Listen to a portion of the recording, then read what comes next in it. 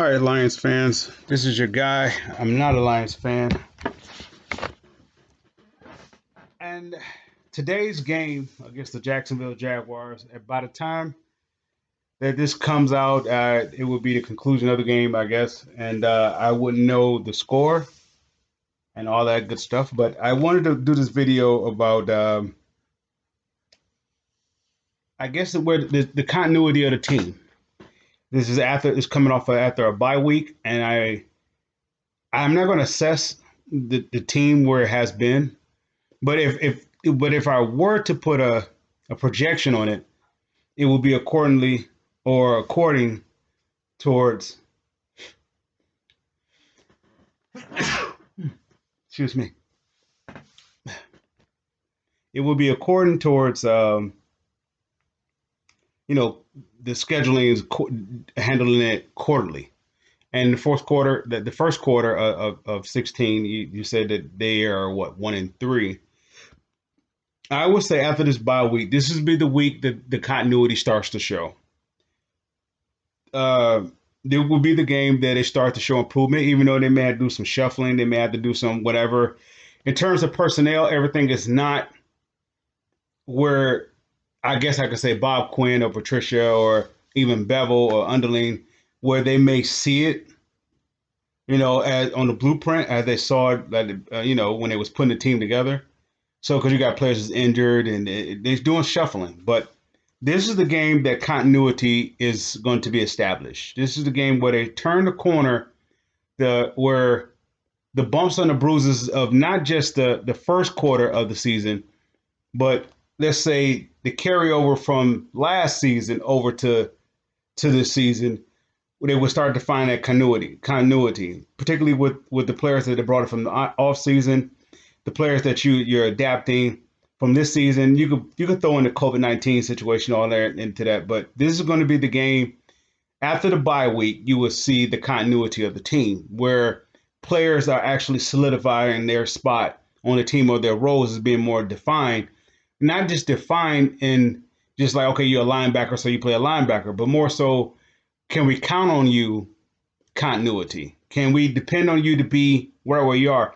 And the players that's not playing, they're going to be possibly trade bait. They are expendable at this point. And I guess you could say any player could be, but those players that hasn't been on the field, they haven't met the continuity standard. And I kind of agree with that. So you may have the Marvin Jones, the Jared Davises, or the Kerryon Johnsons, and so forth. Those are guys that particularly they will be a bonus to the team, but not necessarily the main asset. Because once again, in prior videos, I talk about the anchors of the team, and those anchors are like players that you build on. In other words, they will set the standard. You get players that at their position, players that plays, competes, performs, their maturity, their off the field, on the field, everything. Those pillars become the standard for that position.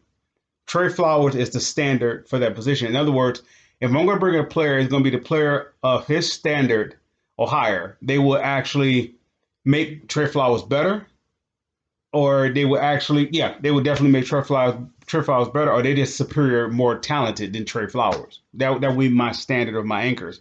And if I were to name call my anchors, I'm going to say Trey Flowers, Kenny Galladay, Jelani Tavai, Frank Ragnow,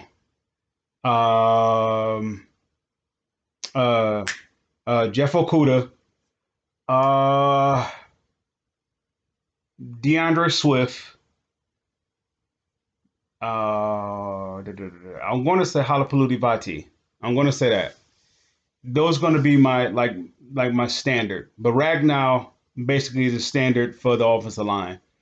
Trey Flowers is the standard for the defensive line. Kenny Galladay is the standard for the receiving core, and Swift is is the standard. But you can say Adrian Peterson, but Adrian Peterson is to chisel DeAndre Swift. In other words, he's going to shape him into the player that he's going to be, that pillar.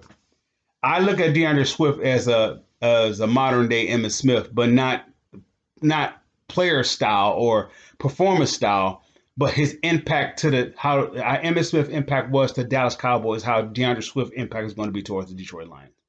So, like I said, let's go back to the subject. Is they're going to develop continuity. This is going to be the game that you're going to see players start to learn how to play with one another. You got a bye week, whatever. You got a lot of the off. You got a lot of the stuff that carry over from the off season and all the way up to this point. And the bye week couldn't have come at a better time. The bye week is not necessarily for players to get healed, but it's for continuity to develop. And for a team that has a deficit of having double digit leads or whatever else for over a year or so, and they lose it, they haven't had much continuity. That's why they would lose those games. And people could say that's scheming, that's coaching, that's all that. But in my account, players makes plays. You can draw it up all you want. Players makes the plays. It's if you got a guy that says like, oh, well, our game plan is going to win, well, then it is up to the players to believe that and execute it. Some players, some coaches got motivators that actually can put players in position, whatever. But some coaches not that way. You guys can win with Matt Patricia. With that being said, this is the game of continuity will develop, and you will start to see this is where the Lions start turning the corner. They're gonna go on a 2-game winning streak, and we go from there. All right, Lions fan, I just want to give you that brief little video. I salute.